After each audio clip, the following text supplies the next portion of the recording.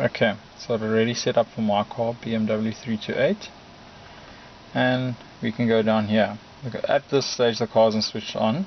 If I switch it on, the revs should be playing around, so you can do, it will read live data like the revs. Other options, it's got like live options over here. You got the fault code reader, which I will show. This is a real-time information. Fault code reader, map view, a knock detector. The other thing I want to show with this is that it actually, you download other widgets. Like this knock detector is a widget I downloaded. It asks you to rev the car max RPM and it'll actually check if there's a knock. Then I have the shift lights just to show me when to start when you're doing quarter-mile runs. We have the torque scan, the test results, graphing, the adapter status, and help. So if you go to, let's go to real-time information, you can see there's a bunch of stuff here. So the one being here, acceleration, revs, throttle, speed, boost, not in this case, and coolant temp. You can actually see here the coolant temp is currently at 72 degrees Celsius. So it's working because it's actually showing what the temp of the, I'm just trying, I know, sorry for the bad display, I know it's quite bad and you can't really see, but I promise you it says 72 degrees. If you can actually set it, this is just the one. If you swipe to the left, there's a custom dashboard theme option here, and I've actually put these two here to actually show, it shows a live graph that I actually put there. Current drive cycles are not supported by this ECU, and if you go to the other side, see 0 to 60 miles per hour, 0 to 100 kilometers an hour, quarter-mile time, eighth mile time, horsepower, and then you can also choose other things. And then obviously there's a checklist of stuff. No misfires, fuel system is complete, components complete, evaporation system, secondary air system shows complete, but I don't have one. But anyway, O2 sensors, O2 sensor heater. So there's quite a few widgets you can add. It is ready, it says ready, but the car's not switched on. So as soon as you switch the car on and it uses your car's GPS, so as soon as you stop, it should show a ready sign, and as you pull away, it will then engage the timer, which will give you your 0 to 100 time, and it'll actually give you an estimate of your horsepower. You see it says 0 because we haven't set off yet, but you can see as I move,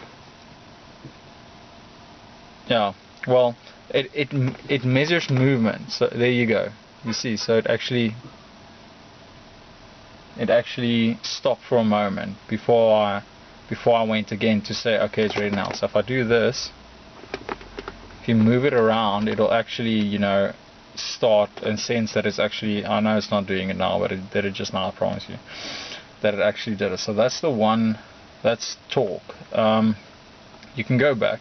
Other setting here, if you go to real time and you press down here, it gives you a bunch of stuff where you can actually email logs.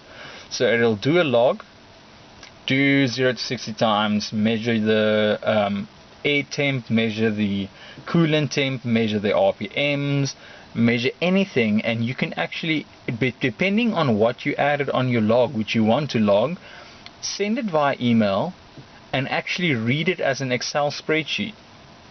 And you can use those values to actually, obviously if you're quite familiar with Excel, any simple graph can be put together by adding values, and then asking it to create a chart or a graph or whatever. So if you actually email those logs, or email the log, and you open it in an Excel spreadsheet, you can actually use those values to look at your own graph.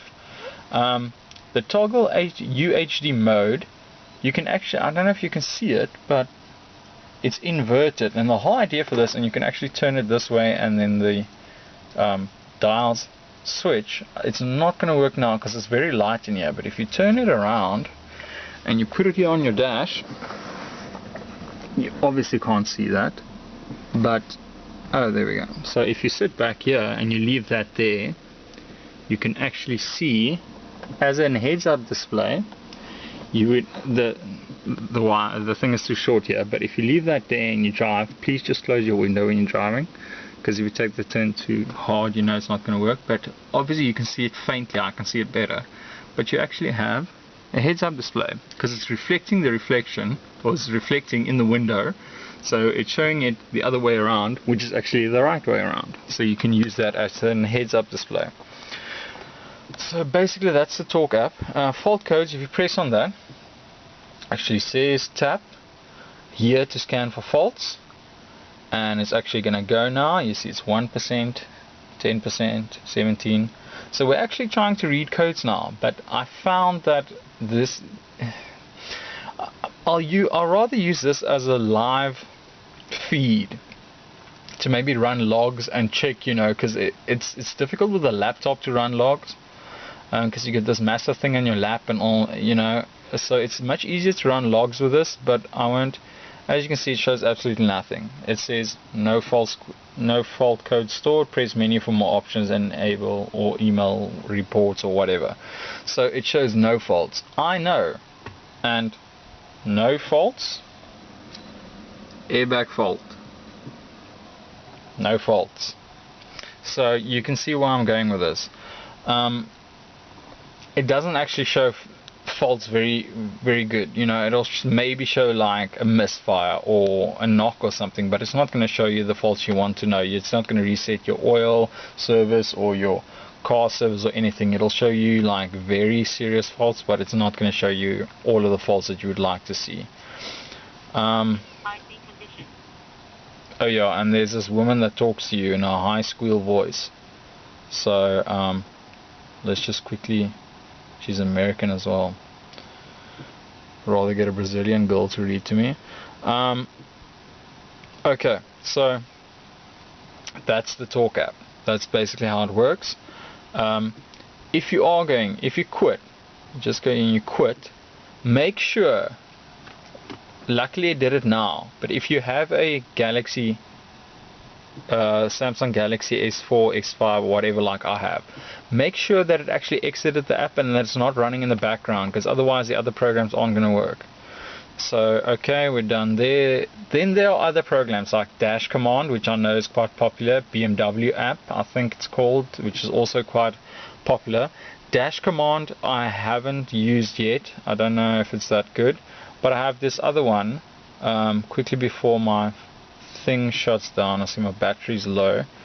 We've got the OBD Doctor Pro, which also does a lot of logging, but not that good with reading the faults.